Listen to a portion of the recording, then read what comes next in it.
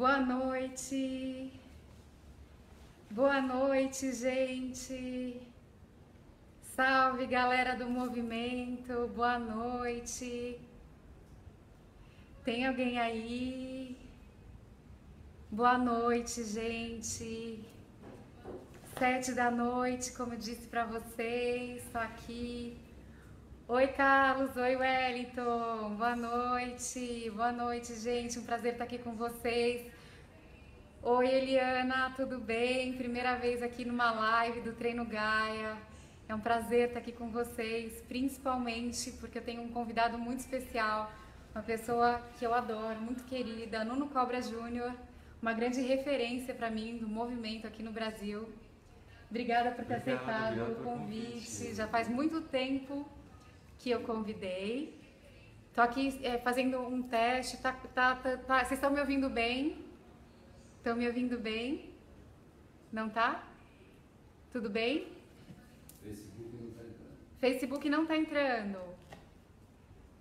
Oi, Pedro, Vitor. Acho que entrou. Agora acho que entrou. Legal. Muito bom. Obrigado. Vamos lá, né? Vamos bater um papo, conversar. São vários assuntos. Muitos assuntos. Ai, gente, desculpa, é que tem uma cachorrinha nova aqui, olha, essa é a Chat que vai participar. Olha, Pedro, você que adora aqui, ó, uma cachorrinha aqui. Vai ser entrevistada. Minha nova companheira, ela acho que ela acabou de rasgar minha blusa. Vou deixar ela assim, vamos ver se ela vai ficar. É ao vivo, é assim, vamos lá, vamos ver se ela vai ficar quietinha. Oi, Marina, boa noite. Então, gente, para quem não conhece, Nuno Cobra Júnior, o Nuno Cobra, o pai dele, foi uma grande referência para mim na minha adolescência. Quando eu comecei a correr, foi depois de ler Semente da Vitória, né? O Nuno Cobra, que foi treinador do Ayrton Senna, e ele foi, quando ele começou a contar de como ele corria, que ele corria ouvindo o barulho, então, das pisadas, que ele nunca corria com fone de ouvido, né? Ele tem umas teorias. Então, meu pai, o livro dele foi uma referência muito grande, né? Em 2005, né? Já faz muito tempo que lançou o livro. E naquela época ele ficou muito tempo para lançar esse livro, ele treinava vários atletas, não é só no automobilismo, né? Tem uma história de treinar atletas desde a década de 50, em 1958 ele treinava já o pivô da seleção brasileira de basquete, que foi bicampeão mundial. Então, em 1958, ele treinava já um atleta. E o grande diferencial do trabalho do meu pai é que muito cedo ele percebeu que para treinar um atleta, você precisa dar atenção a várias questões, né? Não é só a parte física. E ele teve uma sacada interessante já naquela época. Ele começou a trabalhar a parte mental, a parte emocional. Ele viu que também precisava mexer com sono, alimentação. Ele viu que era uma coisa integrada, holística, né? Depois nem existia o termo holístico na época, ele até brinca com isso. Mas ele teve ele direcionou o método dele para isso, para ser um método integrativo, integral, né? Que ele chama, não chama integrativo, chama integral. Eu chamo de treinamento integral hoje em dia, né? Então, eu lembro dessa sacada mesmo, eu lembro que ele falava... Então o livro ele fala sobre sono. E o sono, e pra você ter uma ideia, ele fala que o sono é o A do método dele, né? Ele falava isso já desde a década de 60. Ele falava, e o pessoal dava risada dele, porque ele falava que o mais importante para um atleta, o primeiro fator mais importante era o sono. O pessoal dava risada, como assim no sono é importante? Que isso vai fazer diferença na performance do atleta? Então, ele era muito visionário, meu pai. Ele foi um cara que desde muito cedo ele juntou a filosofia também, um cara que gostava de filosofia, psicologia. Eu acho que ele é um grande pensador do corpo, né, meu pai. Assim, a pessoa que pensa o corpo de uma forma integral e de uma visão totalmente diferente. Ele traz uma visão muito mais profunda, mais integrativa mesmo. Isso que é bacana do trabalho dele. Sim. E o livro foi um sucesso, né? Até hoje vendeu 700 mil cópias, né? Virou uma referência aqui no Brasil, principalmente. Né? Não, e ainda é muito atual. O sono, Marina, oi Marina, olha o sono aí. Pois é, gente, isso foi quanto tempo atrás? 30 anos atrás? Foi quando ele lançou o livro? Foi 30 anos? Ele lançou o livro há 20 e poucos anos. 20 e poucos anos, Tá. Bom, mas mesmo assim, né? Hoje em dia... Não deu 20, não. Foi 2005. 2005 não faz 20 anos. Ah, ainda, não? né? 20? Não, tá bom. Anos, Então né? tá. Então tá, eu que tô à frente. 15. Mas o que é muito legal também é que porque o método, ele desenvolveu um método, uma metodologia junto com os filhos, o Nuno e o Renato. São 4 filhos, na verdade. Quatro, A minha irmã, ela é fisioterapeuta. Uhum. Ela mora na República Tcheca hoje em dia e ela estudou cadeia posterior, cadeia GDS, né? Tá. Ela é uma cadeísta, Hum. né, com a Godelive, estudou com o Bertazzo aqui também em São Paulo, enfim. E ela é uma físio e ela trabalhou com método também com a gente aqui. A gente era uma equipe, né? Trabalhava com meu pai há 20 anos atrás. Aí em 94 a gente se separou, né? Em 94, quando o Ayrton morreu por coincidência, a gente fez um trabalho, a gente parou de trabalhar com meu pai e cada um saiu em carreira solo e meu pai foi trabalhar com outras coisas. Uhum. Né? A gente teve um sócio que entrou e ele foi fazer. E até então a gente era uma empresa familiar, trabalhava junto. E aí a partir dali foi bom, porque daí eu comecei a trabalhar a minha identidade própria também. Sim. Que é importante. Você é o mais pensador, assim, assim, identidade. Quando eu olho, eu não sei, eu tenho essa sensação. Sim, bastante. Que ele é o coach, assim, da família, né? É o mais... O que eu falei pra você? Que você era o coach... O que? Coach... Eu escrevi, né? Você era... Coach... não, coach comportamental. É. Ele é o coach comportamental. Então, eu acho que meu pai foi muito visionário porque ele trouxe a filosofia para a educação física também, de pensar essa forma de trazer a questão do taoísmo, da meditação também, que era uma coisa que não existia. Sim. Porque a educação física, ela vem principalmente na época dele, né, que ele como treinador de atletas, uma coisa muito pragmática de você... Muito militar. Muito militar, muito assim...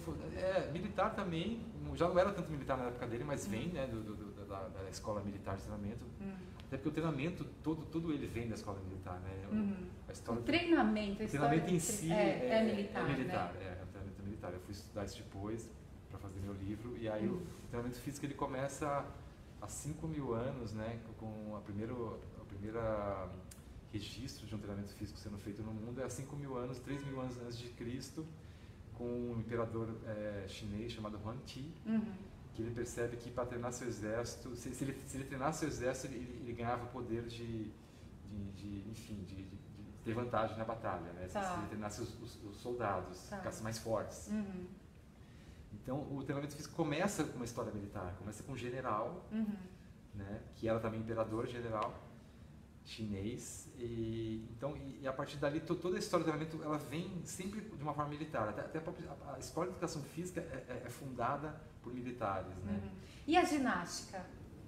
A ginástica depois ela vem, ela tem influência da escola alemã, francesa, sueca, e aí já é mais século XIX, XVIII, né? Começa a ginástica. E já é história contemporânea. E a ginástica já vai mais para dança, é um pouco mais lúdica. É interessante. E aí é até interessante que no meu livro eu fiz uma pesquisa que em 1860 tinha um fisiologista americano chamado George Lewis, que ele falava que a atividade física tinha que ser acessível a todos, fortes, fracos. Porque na época a mulher não fazia também, enfim. E fracos. Fracos, né? Fortes, homens. Gordos, magros. E ele falava que tinha que ser lúdico e que tinha que trabalhar várias habilidades, não só a parte de fortalecimento, mas como a parte motora, a parte de desenvolvimento, coordenação motora, habilidades múltiplas, né? Isso ele falava em 1860. Então você percebe que a gente regrediu um pouco, né? Porque hoje em dia... quer dizer, se você voltar para aquela época, tinha até uma questão mais de uma ginástica mais integrativa, né? Mais inclusiva, exatamente. E isso acabou vindo, hoje em dia não é muito inclusivo, né? Que fica uma coisa muito voltada para a questão estética, né? Em vez de ser voltada para a saúde. E ele falava que tinha que priorizar a saúde. Isso em 1960. Quer dizer, se ele falasse hoje em dia, seria um discurso atual. Exatamente. Tem gente dando boa noite aqui no Instagram, Dayana, deixa eu dar uma olhadinha aqui para dar boa noite para todo mundo. Marina, exercício natural, Vivi, Ivana, pessoal, a Bruna tá dando um oi aqui. Gente, bom, deixa Tava vendo se tinha pergunta, não tem pergunta ainda. Quer dizer, o pessoal que mandou mensagem falou assim, ai, mas é muito cedo, tô trabalhando, então assim, pra quem... Eu falei do livro, eu li, ó. Ah, eu li, o livro. Semente da Vitória. É Semente da Vitória, cadê o seu livro? O seu livro tava aqui na mão, depois eu pego. Pega lá. Gente, então assim, ele é um cara ocupado e não tá mais morando em São Paulo, então eu aproveitei uma brecha na agenda dele, por isso que eu tô fazendo esse horário aqui, né? Mas vai ficar... Eu gosto desse lado, que a capa do livro é essa, né? Vai ficar aqui a live no Facebook e depois a gente vai colocar também no YouTube. Então, eu tô morando, na verdade eu tô morando em Ubatuba aqui, né? Eu fico uma semana em Ubatuba, uma semana aqui em São Paulo. Então tá, então aqui essa aqui é a capa do livro dele. Que é só uma chave. O Músculo da Alma. Então para quem quiser aqui conhecer um trabalho lindo, maravilhoso, eu sou super fã, né? E recomendo muito também.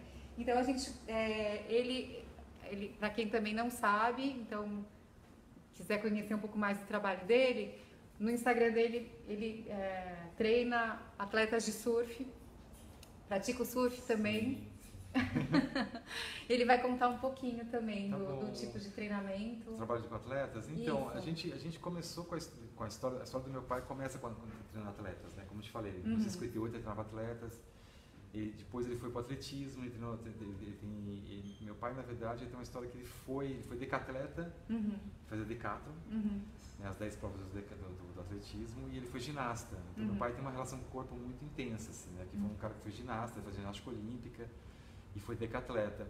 E aí, então, ele começa treinando atletas de vários esportes. Ele veio para o atletismo, depois ele foi para o futebol, depois foi para o tênis. Ele treinou alguns dos maiores tenistas na década de 80 no Brasil, treinaram com ele.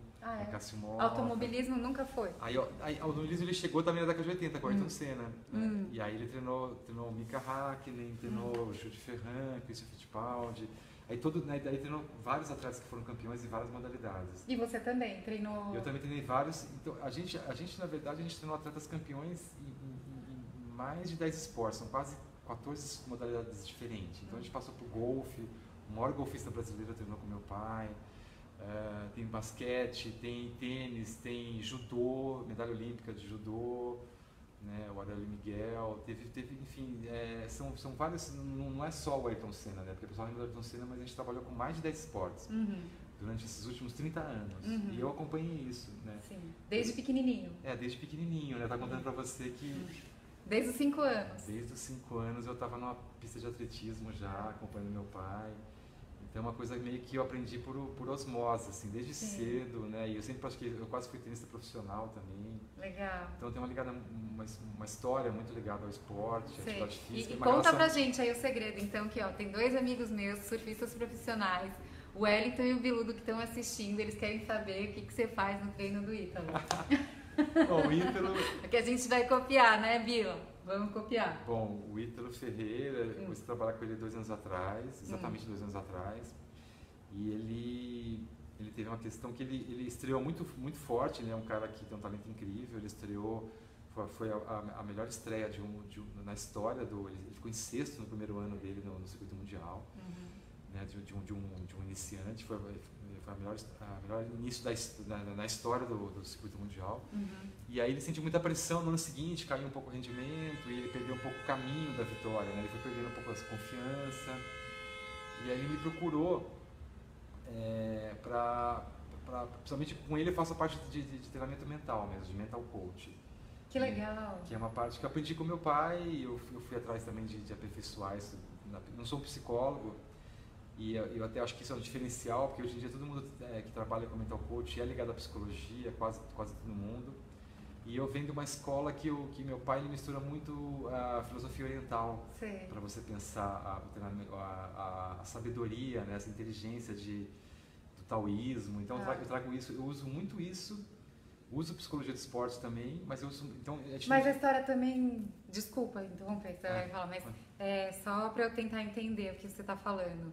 Que você está tentando explicar que você traz também essa sabedoria também do corpo, do mindful. Exatamente. Que na época não chamava mindfulness, né? Só para tentar também localizar também o que você está falando.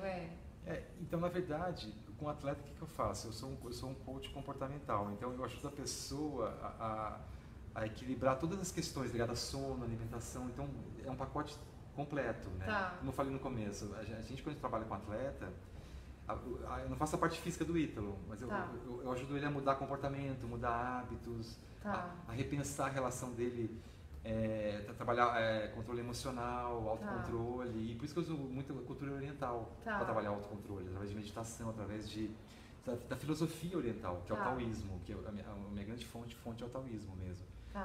E aí eu trago esses ensinamentos orientais, eu trago para tentar ajudar o atleta a ter a pensar, a ter uma outra relação e ter mais enfim, controle, né? Equilíbrio, na verdade é isso. Equilíbrio, né? Porque a pessoa ela quer ter concentração, quer ter equilíbrio, mas não exercita isso. Né? Então a gente criou ferramentas para trabalhar isso no dia a dia. Sim. Esse é um trabalho do Renato também. O Renato tem uma pesquisa muito legal, meu irmão. Com equitação, né? Também. Ele trabalha com hipismo. Desculpa, não sei qual é a diferença, mas enfim. Hipismo é salto, equitação. Tá. Desculpa. Então, o Renato tem uma pesquisa muito legal que ele descobriu que é possível trabalhar todas as qualidades mentais através do corpo. Então, a gente trabalha a parte mental muito através de habilidades corporais. De você ficar mais flexível, de você trabalhar controle emocional através do corpo. Então, a gente criou ferramentas.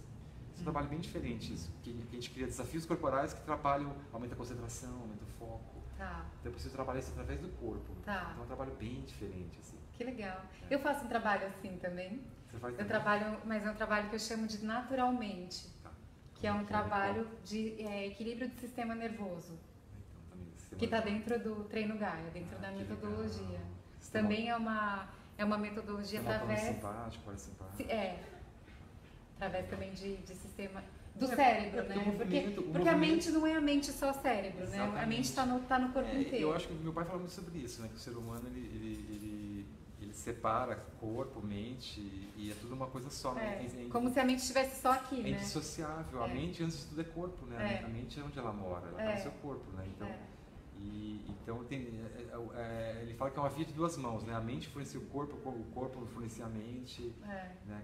Então, assim, quando você está muito nervoso, o corpo sofre, tem o estresse. Quando você, enfim, então acho que essa questão de você integrar mesmo, né? Trabalhar essa questão integrativa.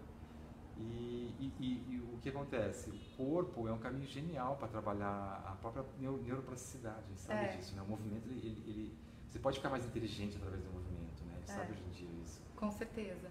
E eu acho incrível, assim, que você falou uma coisa interessante, que eu acho que tem, nesses cursos de somática, tem poucos profissionais da área do movimento, normalmente são muito mais psicólogos, né? São. Que pena, né? Que pena, porque o corpo é um caminho genial. É um caminho tão rápido, né? Não sei, a gente que trabalha com o corpo, não sei, pelo menos quem é mais sinestésico consegue acessar tão rápido, né? Exatamente, o corpo é... Tão rápido.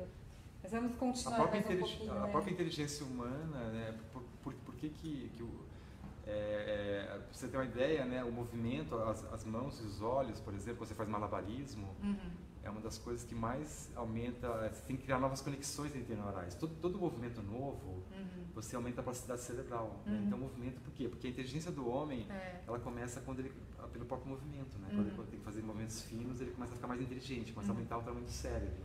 Então, a inteligência está muito ligada ao movimento. As pessoas não sabem disso. Eu acho que o movimento é uma coisa... A amplitude do movimento é muito maior. Né? Você ganha uma neuroplasticidade, aumenta o tamanho do cerebelo, sabia disso? O malabarismo aumenta o tamanho do cerebelo, que é o... Sério? O malabarismo aumenta o tamanho do cerebelo, que é a parte... É uma parte tão primitiva, né? É o cérebro primitivo, mas é a parte que é responsável por tomada de decisão, sabia disso? Não. A cada segundo, o cerebelo, ele analisa 30 informações em média para tomar uma decisão. Acho que meu cerebelo é meio atrofiado. Ele faz isso a cada segundo. E aí, quando você faz malabarismo, aumenta o tamanho do cerebelo. Então, você fica mais assertivo na tomada de decisão. É interessante. Eu vou treinar isso. Então. Malabarismo é bem interessante. Muito legal. Bora fazer malabares, né, Silvana? Vamos fazer. Gente, uma das coisas que eu mais gosto, assim, gosto muito dessa pessoa aqui, mas eu gosto muito de como ele se intitula, de ativista corporal. Porque ele faz um contramovimento. Eu acho que isso é muito importante dentro da nossa área, ter algumas pessoas que dão voz a esse tipo de questão, que eu acho que é uma coisa tão importante. né? Porque eu mesma já passei por questões assim muito profundas com a minha autoimagem, né? Então, eu acho que a gente tem que fazer alguma coisa para evitar com que isso continue se propagando dessa maneira, né? E, na verdade, a gente está vivendo uma loucura coletiva, né? Os modelos de beleza, eles ficaram insanos mesmo. É uma coisa assim, muito insana. Não é mais saúde faz tempo, né? É uma questão muito ligada à estética. Então, a estética, como o mercado reconheceu que a estética atinge mais pessoas, desde muito cedo, né? O fitness, né? O que é o fitness? O fitness a própria palavra fala, fitness a boa forma, né? Então, se importa muito mais com a forma do que o conteúdo, né? O que importa é a forma, é o fitness, né? E hoje em dia existe o wellness que são a yoga, né? Então, assim, eu acho que o wellness está crescendo bastante hoje em dia, que são as coisas realmente ligadas à saúde, né? E o fitness, ele realmente é uma área que ficou muito concentrada na questão da estética, né?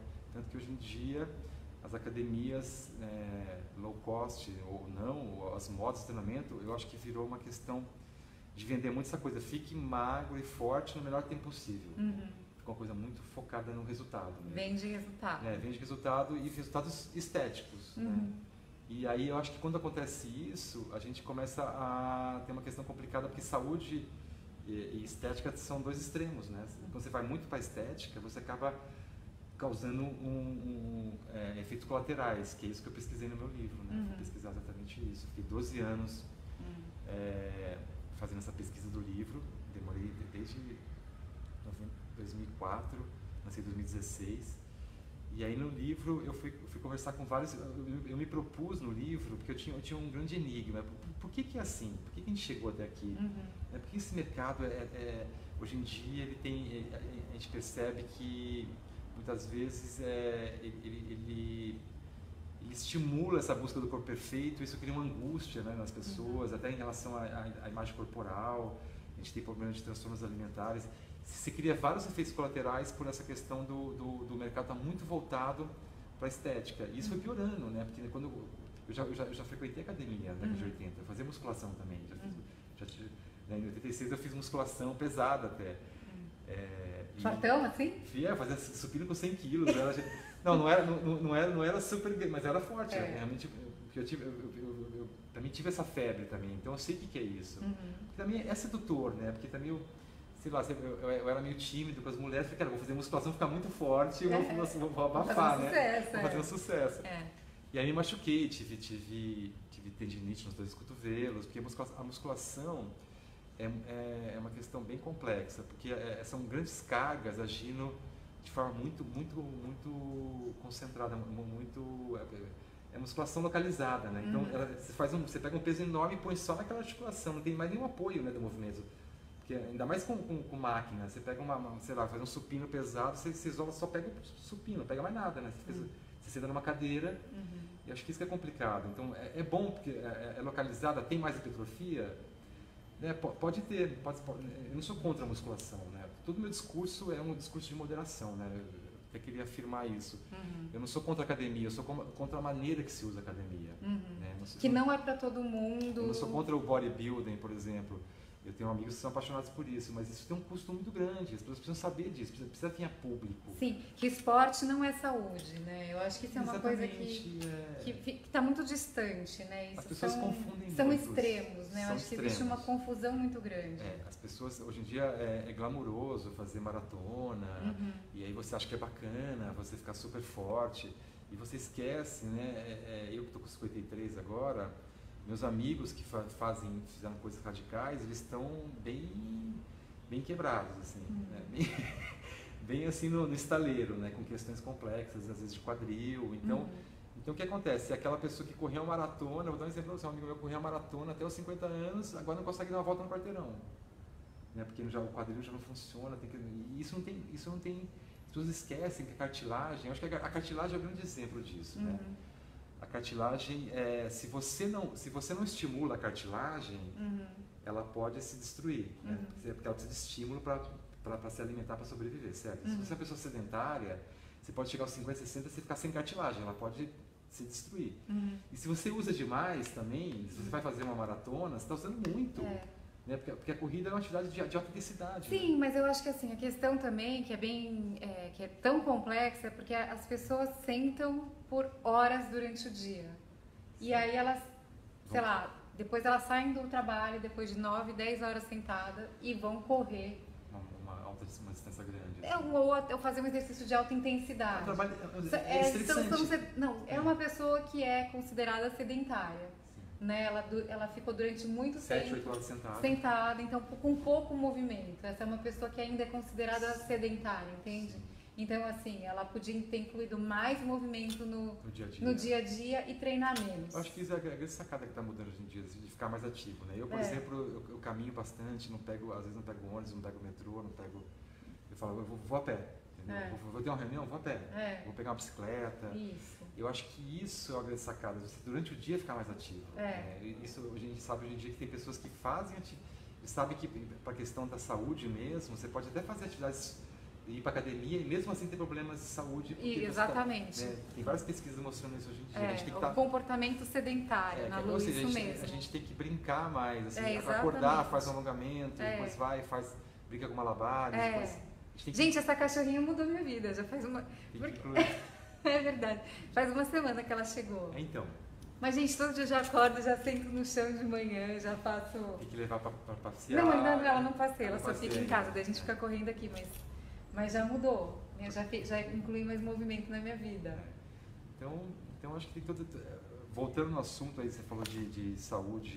Mas eu queria falar um pouquinho mais sobre... E tem os ensinamentos da Katie Bowman, exatamente, adaptar a sua casa. Sim, Isadora, exatamente. Minha casa também, adaptei tudo aqui. Precisamos valorizar o culto da mente, não do corpo. Muito bom, Márcia, é isso mesmo. É a nossa linguagem. É isso aí. A Isadora tá falando, não ter sofá nem cama eu tenho. Sofá. Mas no chão eu passo bastante tempo. Tem bastante... O chão é muito bom, né? O chão é muito bom. Ir pro chão. Vamos falar um pouquinho sobre esses treinos da moda? Então, a moda do treinamento é interessante, né? Porque quando chega uma moda de treinamento aqui no Brasil, o pessoal fala que bacana, última palavra, né? Como se fosse uma novidade, como se fosse uma coisa que fosse uma descoberta, né? Mas quando você pega as modas de treinamento, hoje em dia elas são escolhidas a dedo, né? Assim, quanto mais apelativo, mais comerciais, mais vai vender. Então as modas, na verdade, são as formas mais apelativas e radicais de treinamento hoje em dia. Principalmente no treinamento a gente vive uma loucura hoje em dia, que é o treinamento de alta intensidade. Né? O treinamento de alta intensidade, se você pegar nos últimos 10 anos, tem milhares de matérias apoiando o treinamento de alta intensidade. Né? Com comprovação científica. Comprovação científica. E quando você vai conversar com um amigo meu que é um pesquisador da USP, ele fala, poxa, mas as pesquisas apoiam isso, como é que você vai dizer contra isso? Aí a questão é o seguinte, os especialistas, eles não têm... Eu sou um generalista, né? Não só de movimento, mas eu sou generalista em relação ao estudo. Então, eu tenho uma visão mais ligada à fisioterapia, à prevenção, né? Então, eu trago várias visões. Sim. E para o especialista, realmente para o cara que estudar, ele fala que bacana. Tem várias pesquisas mostrando que virou uma moda estudar o HIIT, né? Então, as pesquisas viram moda, um monte de pesquisador estuda. E aí comprova um monte de coisa. Funciona? Funciona. Mas, basicamente, o que é o HIIT, né? O HIIT é assim, se você levar seu corpo Explica para quem não sabe. Se você levar seu corpo... O que é HIIT? O HIIT, basicamente, é você fazer treinamento intervalado de alta intensidade. Você vai intervalando, você faz forte, fraco, você causa um estresse no corpo. E é um estresse que não é um estresse muito forte. Né? Então, qual o sentido de você pegar uma pessoa sedentária, uma pessoa que está começando e fazer o HIIT? Eu acho um absurdo, assim, a enésima potência. Porque você pega uma pessoa que não tem adaptação nenhuma, né, articular ou muscular, e põe para fazer atividade de alta intensidade, de alto impacto. E só para você ter uma noção, uma corrida a 7 km por hora, qual você acha que é o impacto no seu joelho? É 7, 8 vezes o seu peso corporal. Então, uma pessoa de 100 quilos fazendo uma corrida de 7 por hora, que é super leve, ele vai estar com 700 quilos no joelho, né, agindo. Então, o que vai acontecer com esse joelho? Ele vai ter... Não tem menor estrutura para aguentar, não, né? Então, assim, antes da pessoa trabalhar movimento, né, inteligência do movimento, de trabalhar toda essa questão de... Tem muitas questões que deveriam vir antes, né? Então a pessoa já vai para a academia e começa a fazer treinamento funcional de alta intensidade também. Então, na verdade, o que a gente está vendo, né? No meu livro eu fui pesquisar sobre isso, conversei com o Moisés Cohen, com vários ortopedistas, ele falou que é um absurdo, assim. Ele falou assim, Nuno, mais da metade dos atendimentos consultórios vem vem da sobrecarga do treinamento, que virou uma coisa, a moda do treinamento ela estimula que o aluno faça coisas extremamente de alto impacto. Então isso, ou ele machuca no primeiro mês, ou depois de um ano, ou depois de alguns anos, mas vai machucar, né? Porque assim a gente não deveria fazer, porque qual que é a vantagem que se vende? Então você faz o HIIT em 20 minutos, em vez de correr 40 minutos, você faz em 20, o que você faz em 40, é o mesmo gasto calórico de 20 para 40, então você ganha mais tempo. Né? Mas a gente sabe que o tempo não é a questão. A questão que as pessoas não aderem à atividade física não é tempo. Né? Nunca foi. E eles falam que é. Se você não tem tempo, tem que fazer uma coisa que seja mais rápida. E aí você leva o seu corpo para um estresse tão grande, tão absurdo, que, claro, você perde peso. Mas, na minha visão, eles falam que é a maneira mais eficiente de perder peso. Mas, na minha visão, ao contrário. Eles inventaram um método que não serve para quem quer perder peso. Olha que loucura, eles vendem um método para perder peso que ninguém que queira perder peso deveria fazer. Primeiro que se você está acima do peso, você não pode fazer treinamento de alto impacto. Então é meio surreal. Não, e olha só que loucura, né? Se você pensar, porque você está fazendo um treinamento de alta intensidade, você vai gerar mais toxicidade no seu corpo, aí você gerando mais toxicidade, você vai ficar mais inflamado, vai ser mais difícil de emagrecer. Exatamente. Não, quer dizer, não sei. Eu estou falando assim, do ponto de vista, se eu pensar no nível de toxicidade do seu corpo. Na verdade, vende-se uma coisa que é falsa, né? Porque você, assim, se você... O emagrecimento depende disso. Você... Para começar, o emagrecimento não depende da atividade física só. Não A atividade física é um fator importante, né? Que é o gasto, mas tem a parte psicológica, a parte emocional, a relação com a comida, como é que você come, o estresse. Então, na verdade, você vende uma coisa, vem emagrecer fazendo HIIT, mas... é quase sedutor, né? Mas assim, mas em termos de resultado, o que a gente vê é o contrário, assim. Mas eu acho que também tem muita coisa assim claro, a Bel tá falando assim, não estão pensando a longo prazo. Isso com certeza. Com certeza. Adorei o HIIT nadando. Adorei o HIIT nadando. Não, mas assim, gente, eu acho que... E nada é absoluto, assim. Se você e você tem um bom preparo, por que não? Eu acho que essa é sempre a questão. Se você está fazendo, se você tem uma capacidade para fazer, por que não? A questão é que, às vezes, isso não é regra absoluta. Eu acho que você pegar uma receita de bolo, não podemos generalizar. Sim, pode ser, é isso mesmo. Eu acho que isso que ele falou antes, que não dá para generalizar e colocar isso para todo mundo, como se fosse... Tem pesquisas, então é isso... que dá para todo mundo. Sim. Porque... Então, a questão de generalizar é o seguinte, basicamente, claro que individualmente tem que pensar, mas tem uma coisa que acontece que é o seguinte, a caminhada em si, a gente vai machucar caminhando, vai ter um ataque cardíaco caminhando. Aqui, a caminhada, é isso que você falou, ele falou aqui, que dependendo, às vezes, não, desculpa. A caminhada pode ser considerada de alta intensidade dependendo do VO2 máximo. Exatamente. Então por que correr? Basicamente, eu defendo o seguinte, eu acho que existe um protocolo equivocado aí em relação à corrida, né, um ponto para se tocar também. Todo mundo que participa de grupo de corrida já começa a correr muito cedo, eu acho. Então, eu acho que, na verdade, quando você vai fazer um trabalho cardiovascular, para muitas pessoas, a caminhada já é um trabalho super em alta intensidade, né? Agora, a caminhada é muito mais, o impacto é muito menor, né? Então, a corrida é uma atividade de alto impacto, então essa que é a preocupação. A atividade de alta intensidade, ela causa um alto impacto. Então, eu estou pensando mais em relação articular, cartilagem, desgaste de cartilagem. Isso a gente sabe que quando acaba a cartilagem, não tem jeito, não tem o que fazer mais, né? Não existe como repor cartilagem. Sim. É mais em relação a lesões mesmo. Entendi. Ampliando o olhar...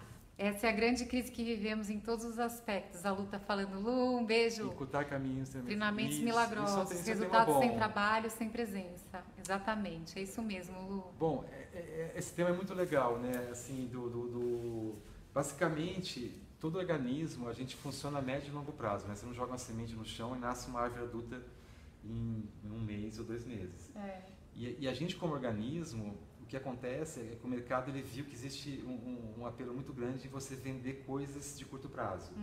Então, quase todo o mercado do corpo hoje em dia, uma fatia bem grande, está voltada para produtos milagrosos, vamos dizer assim. Né? Isso acaba vendendo muito, porque dá muito dinheiro, porque tem uma margem de lucro muito grande, então você vende suplementos, coisas para emagrecer. Então é difícil, porque todo o mercado te seduz a procurar fórmulas instantâneas e milagrosas. Só que fórmulas instantâneas e milagrosas não condiz com uma realidade de orgânica, né? De você ter que evoluir devagar. Isso. Então, hoje em dia, está difícil explicar para as pessoas que o trabalho corporal que a gente defende é um trabalho totalmente a médio e longo prazo. Você sabe que eu pensei muito a respeito disso até quando eu pensei no nome Gaia, sabe? Para dar um nome assim do organismo, sabe? Como a gente se organiza e como tem essa inteligência assim e essa delicadeza ao mesmo tempo, tão complexa, sabe? Pois a gente está totalmente em sintonia com o mundo orgânico, com o universo. Isso não é uma coisa que responde bem a treinamentos de curto prazo ou métodos de curto prazo. Olha só, o Victor está... resultados rápidos não são sustentáveis. Exatamente. A gente falou bastante em sustentabilidade num papo aqui antes. A gente falou sobre tudo que é vendido... É o que a gente vê hoje em dia. A gente falou que tudo que é resultado rápido não são sustentáveis. E o que a gente falou sobre sustentabilidade, o que é sustentabilidade pra gente, que é algo divertido, prazeroso, é gostoso de fazer, isso é sustentável. E é equilibrado. O que acontece? Eu acho que a grande questão que acontece na preparação física, essa cultura do treinamento, que vem do treinamento militar, é que tem essa cultura do sofrimento, né? Que se você, então ficou quase todo mundo da população acredita. Tem gente que lê o meu livro, por exemplo, o empresário fala assim, gente, até se ler seu livro, eu duvidava totalmente que se você fizesse um treinamento equilibrado, você teria resultado. Né? E o que a gente vê, olha que engraçado, eu trabalho com atletas, né? Quem trabalha com atletas faz um treinamento totalmente moderado, extremamente moderado. Olha que interessante. Por quê? Porque o atleta não pode se machucar. Então, assim, o trabalho tem que ser super cuidadoso, extremamente moderado o tempo inteiro. Claro que a moderação do atleta é diferente, ele faz coisas que são um pouco mais fortes, mas sempre extremamente moderado. Por quê? Porque a moderação, como tudo na vida, né? Porque eu até brinco que o treinamento é o único lugar no universo em que a lei da homeostase e da moderação foi jogada no lixo, né? Porque parece que moderação às vezes eu falo de moderação na internet, o pessoal dá risada. Os treinadores falam, como assim? Moderação não vai dar resultado. Como se fosse um universo à parte. Mas não, assim, a gente que trabalha com atleta, a gente sabe que o auge do seu resultado é quando você trabalha com moderação, com equilíbrio, um trabalho saudável e que não tenha sofrimento. O que acontece com o sofrimento? O sofrimento, eu chamo de treinamento expulsivo. Sempre que você vive uma experiência muito ruim, você quer fugir dessa experiência, né? A gente, como todos os animais, a gente foge, a gente, né, evita experiências ruins. E sempre que você tem uma experiência agradável e prazerosa, você quer reviver essa experiência. Então eu falo que não é sustentável porque você não quer nem voltar para o treino. Quando você passa por um sofrimento tão extremo, não precisaria ser assim. Sim. Então essa linha do no pain, no gain, eu acho que é o maior desafio que a gente tem. E eu acho que, na minha visão, a gente está chegando ao final dessa história. Eu acho que o futuro não vai aceitar mais esse padrão de você achar... Porque esse padrão vem do bodybuilding, olha que interessante. Na década de 80, por que a linha hegemônica, hoje em dia que a gente vive, é do no pain, no gain? Porque ela foi resgatada na década de 80 pelo bodybuilding. Exatamente. Quem tomou conta... O que é bodybuilding? É o culto ao fortalecimento. Arnold Schwarzenegger. Então, para esses caras, realmente, o cara tem que chorar, tem que sofrer pra caramba. Então... E aí eles trouxeram isso como um padrão, que se fosse fora disso, não existe treinamento fora disso, mas ao contrário, existe vários linhas de treinamento da yoga. E acho que as pessoas assim são apavoradas, muita gente fala assim, não gosto de treinar, mas porque tem essa visão de... Tem traumas também. Tem trauma, porque você fala, gente, não é possível que alguém não goste de se movimentar. Eu já tive aluno meu que chegou pra mim, por exemplo, e que falou assim, poxa, eu quando eu tava na escola, olha que interessante, na escola já começa o trauma. Eu tinha que correr, eu era um pouco acima do peso, tinha que correr, eu odiava, porque ele me forçava a correr, professor, né? Então o professor forçava a correr, porque tinha que correr. Então assim, a gente já começa com uma relação na própria escola, né? Não sei se você teve isso na escola, mas a minha educação física que eu tive, eu estudei escola estadual também, era muito ligada a uma questão militar mesmo, era quase uma atividade física militar, né? Tinha muito esporte. Mas, eu levava atestado, olha só. Então, mas exclui, porque eu não... meu bola, essas coisas, gente, eu não gostava. E tinha corrida, então era ruim. Já começa, eu acho que assim, a atividade física... Já é exclusiva. Não, exclusiva é tipo... já exclui. Exclui. Então eu acho que a atividade física tinha que ser introduzida para a criança de uma forma muito mais prazerosa. Porque movimentos naturais. Se a primeira vez que você vai ter uma relação com a atividade física ela for traumática, você já ferrou. Você já fala assim, você já odeia. Então assim, o que eu acho, infelizmente, o mais comum hoje em dia é as pessoas verem a atividade física como uma tarefa, como uma coisa superficial que você tem que fazer, é quase uma pílula ruim que você tem que tomar para ter resultado. Né? E é isso que está afastando as pessoas do treinamento, na verdade. Tem um monte de coisa legal, gente, aqui escrita. Aqui, ó, Carol, normalmente esse tipo de treino tem uma preocupação apenas metabólica, mas não existe atenção e organização estrutural, percepção, por isso muitas vezes pode ser lesivo, Isso. principalmente para quem não está preparado, né? A Tabata, conhecer nosso Então, mas corpo. isso é uma coisa que vale a pena falar também, gente. Você falar que o treino de alta intensidade ele pode ser positivo para quem está preparado, eu vou também te botar uma outra questão. Na verdade, assim, tudo que você faz com o seu corpo é uma poupança negativa, a conta vai vir. Ela pode demorar 20 anos, como esse é meu amigo, né? Ele fez tanta coisa com Kung Fu, fez com a capoeira, e não é só atividade, qualquer atividade de alta intensidade, principalmente voltada para esporte. A gente sabe, eu conheço atletas que têm mais de 10 cirurgias, né? Tem atletas de judô que tem 20 cirurgias. Conheci um atleta que tinha 20 cirurgias ortopédicas. Então o que acontece? Tudo que você faz com o seu corpo, você está acelerando esse gasto. Então, assim, até seu coração, pra você ter uma ideia, o seu coração é feito para bater tantas batidas até o fim da sua vida, certo? Então, se você pensar sobre isso, se você correr demais, você está acelerando o processo de envelhecimento, na verdade, né? Tem um ditado na Índia que fala: quanto mais você respirar, mais rápido você respirar. Morre. Porque você já vem com o número certo de respiração. Mas basicamente é o seguinte, o que vai acontecer é que assim, o que eu quero trazer para as pessoas é que mesmo as pessoas preparadas, elas deviam tomar cuidado com o treinamento de alta intensidade, principalmente depois de uma idade. Porque assim, é um preço que a hora que chega é bem caro. E eu conheço pessoas que já estão vivendo isso hoje em dia, e não são poucas pessoas, né, que fizeram maratonas, fizeram coisa muito intensa, esporte de aventura. E é claro, você pode se apaixonar, pode fazer isso, tem que fazer fisioterapia preventiva, tem que fazer um monte de coisa. Tem que ter um cuidado muito maior. Mas você tem que saber que isso vai ter um custo, porque provavelmente essa conta vai vir. E quando vem, ela não é um custo barato. Tem uma pergunta interessante ali. O Vitor perguntou, não sei se para mim ou para você. A gente pode responder os dois. O Vitor está falando assim: quais atividades seu método propõe como alternativa de musculação e aeróbicos intensos? Então, a gente trabalha de uma maneira totalmente diferente. Primeiro que a gente respeita muito a adaptação, né? Então, se a pessoa vai correr, ela vai correr depois na hora certa. Porque meu pai fala, corrida é aqui, caminhada é aqui. Então, para você fazer essa transição, ele criou a corrida intermediária. Ele criou uma corrida que você faz todo um trabalho para conseguir correr. Isso demora, cada um demora 1 ano, 2 anos. Então, a gente nunca começa a correr. A gente usa a corrida quando ela é necessária. Né? Se a pessoa, de acordo com o VO2? Exatamente, com o VO2, a gente faz o ergo espirométrico. É um trabalho bem ligado bem para atletas mesmo. Então, E para a saúde também? Não. É bem voltado ao trabalho com obesos, é uma visão bem ligada à saúde. Saúde, é um treinamento que ele é moderado. Assim, se você botar performance e saúde, a gente fica no meio. A gente tem bons resultados, mas sempre de uma maneira moderada. Mas a musculação, o nosso método, a gente trabalha muito com ginástica olímpica, com barra. Né? E muita coisa de chão também. A gente não trabalha com peso, né? A gente trabalha com musculação localizada. A gente nunca trabalhou, a gente trabalha só com coisas ligadas, coisas funcionais, que pode ser parecido com calistenia, mas não tem nada a ver com calistenia, porque a calistenia também é ligada muito à performance, a fazer coisas desafiadoras que são muito fortes. Então a gente criou... Vocês utilizam alguns movimentos? Assim. Movimentos exatamente. E eu já vi o pessoal no parque. Tem muita brincadeira, não é ginástica natural também, a nossa fonte não é ginástica natural. Meu pai foi ginasta, né? Então é muito ligado à barra mesmo. A gente faz muita coisa de braquiação, de pendurar, né?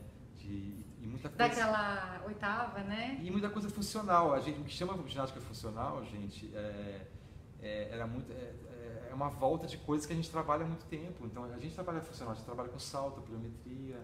Todo o nosso fortalecimento é funcional. Só que não é funcional como a gente está acostumado a pensar, porque é um funcional que meu pai trouxe lá, na década de 40, o pessoal fazia muito funcional. Daí esqueceram o funcional, agora voltou um funcional com o nome de funcional. Mas isso nunca saiu, né? Estava sempre lá, as atividades com o próprio peso do corpo. Então a gente trabalha e sempre de uma maneira lúdica, equilibrada e sempre respeitando. A gente nunca ultrapassa o limite de cada aluno, a gente vai empurrando esse limite. A filosofia do meu pai é essa: a gente nunca ultrapassa o limite de onde você está. Você está aqui, a gente vai respeitar e vai empurrar esse limite. Legal, vai subir esse limite devagarinho. Então é sempre agradável e o resultado, mesmo estético, é muito bom, porque a ginástica olímpica traz um resultado estético bom também, mas a preocupação não é estética, né? Estética é segundo plano.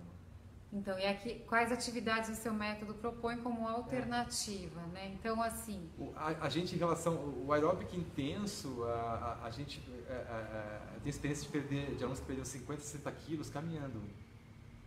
Você pode só caminhar e perder peso melhor do que se fizesse trabalho intervalado, na minha opinião. E eu acho interessante, que eu já vi também uma entrevista até você porque falando... o obeso não deveria fazer trabalho intervalado.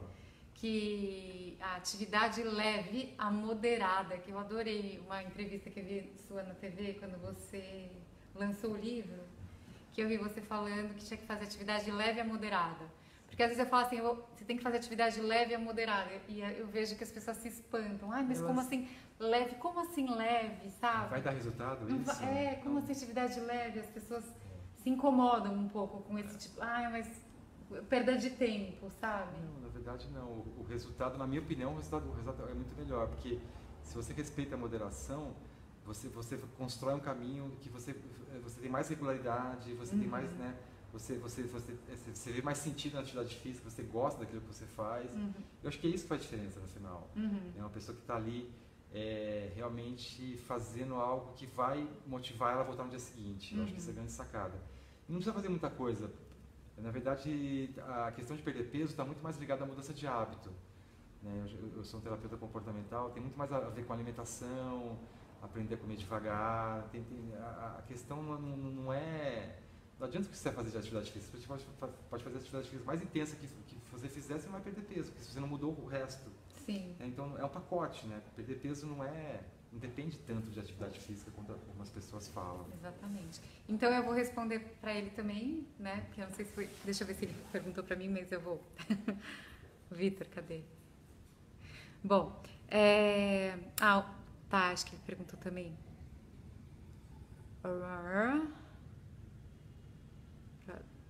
Tem mais perguntas aqui. Depois qualquer coisa a gente passa aqui e pergunta. Peraí. Mesmo com um bom preparo físico, treinamento de alta intensidade, ocorre uma degradação celular. Exatamente. Usa VO2 só para atleta? Não. O envelhecimento envelhece precocemente, com certeza. Sempre que você faz uma coisa muito intensa, você está envelhecendo precocemente. Isso até maratonista, né? Eu conheço maratonistas de 35 anos, todos os cabelos brancos. Pra você ter Vivemos uma busca alucinada pela estética corporal, para implantar de maneira enraizada. Qual que é a pergunta? Os dois. Para os dois, está perguntando o Vitor. Não, então ele perguntou o que eu usaria de alternativa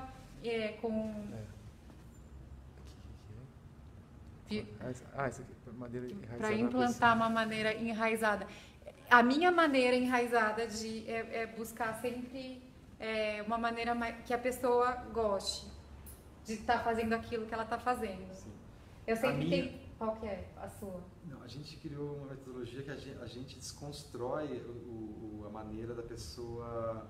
Na verdade, a pessoa quando chega pra gente, ela chega com vários mitos e a gente vai desconstruindo isso através de conversa mesmo. Então, eu trabalho com conscientização.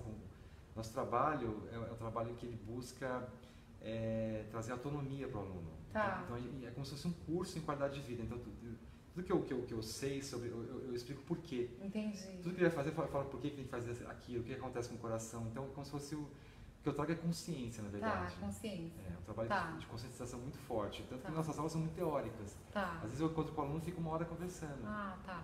Não, eu acho que, mas assim, através de um resgate de prazer, de ludicidade, de movimento, também tem a parte de consciência, e de muito sensorial, a parte do treino Gaia é muito sensorial, tem muita história muita história também, gosto muito, eu busco sempre estar com o social, tem muita história dos treinos em grupo, justamente por isso mesmo, de trazer então essa interação, então consigo mesmo com o outro, com a natureza, a história do movimento mindful.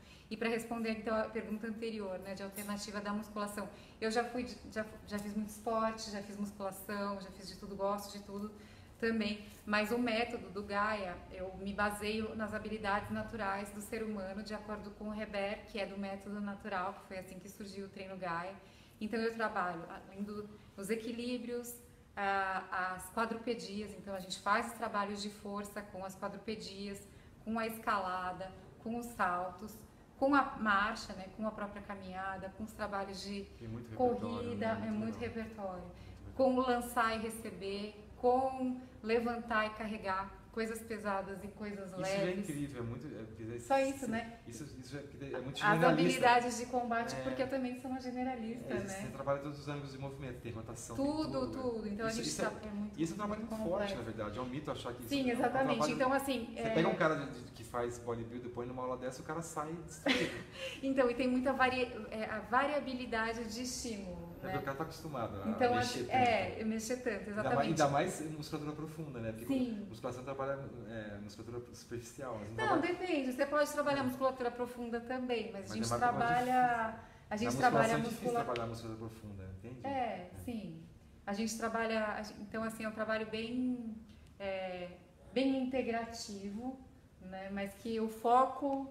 Não é o corpo. E a gente tem uma coisa parecida que a gente tem eu trabalho sempre ao ar livre também, né? Desde sempre, meu pai sempre gostou de trabalhar no parque. Então, assim, você trabalha no parque, desculpa pessoal, mas é totalmente diferente você trabalhar no parque, trabalhar num lugar fechado, numa academia, cheio de som, cheio de barulho. Isso já é uma vantagem, assim, que não dá nem para explicar o que é. Já é tudo, porque você está ali acho que você está no teu livro, né? Falando, o seu pai que falou... que já é metade do treino já está feito, né? Só de chegar lá quando você entra no parque, tem pesquisa que prova isso, o seu batimento cardíaco ele abaixa, o seu estímulo mental já muda, os seus circuitos mentais já ficam mais lentos, as ondas mentais. Isso. Então, só de você estar integrado na natureza, você já faz um trabalho totalmente diferente, que já é um trabalho de pé no chão, você pisa no chão, né? Por exemplo, toma sol.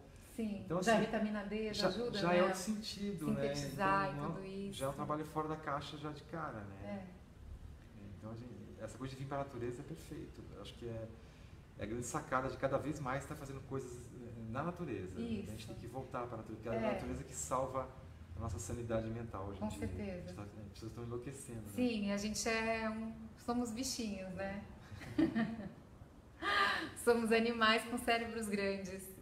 Mais que celular, hoje em dia tá uma loucura. Celular, exatamente. Mas, graças a Deus, a gente também tem essa possibilidade de se conectar. Tem muitas coisas boas, né? Tem, não. Ainda bem, né, gente? Sabendo usar a tecnologia... Sabendo utilizar para o bem, né? Olha só que coisa maravilhosa. A gente está podendo se conectar aqui, a gente está podendo se conectar aqui. Então, acho que é isso por hoje. Boa. Foi muito bom estar aqui com você. Foi muito bom, gente, estar aqui com vocês. Essa live, então, está gravada no Facebook. Agradeço a presença de vocês. Vocês curtiram? Vocês gostaram? Dá um joinha, fala se vocês gostaram. Legal, valeu. Agradeço muito a presença. Lembrando, obrigado, então, pessoal, que vai ter o curso do Treino Gaia agora em maio, dia 18 e 19 de maio. Tem poucas vagas. Muito legal. Acabei falando do trabalho dos atletas, né? A gente tinha combinado um monte de coisa aqui pra falar, né? Bom, a gente vai ter que marcar outro dia. Essa foi a primeira live, mas assim, semana que vem, por conta do feriado, não vai ter live semana que vem, mas a gente faz uma outra live depois na outra semana, tá bom? É muito assunto. Vocês gostaram? Vamos falar também com a Ivana, vamos ver se a gente começa. Hein, Ivana? Podia ser um papo legal, né, doutora? Veri, que pena, depois você assiste. Você encontrou com ele lá no parque, não viu? Veri. Kátia também. Beijo, Veri. Um beijo pra vocês, Dai. Um beijo pra vocês. Beijo, obrigado. Verônica, que tá aqui no Facebook. Um beijo pra você, querida. Um beijo pra vocês todos, Augusto, Carlos. O curso, Márcio, dá pra você ver treinogaia.com.br. Mas eu acho que tem o link ali também aqui na página do Instagram, tá bom? Então, um beijo pra vocês. Beijão, tchau. Aê, Wellington, beijão. Falou.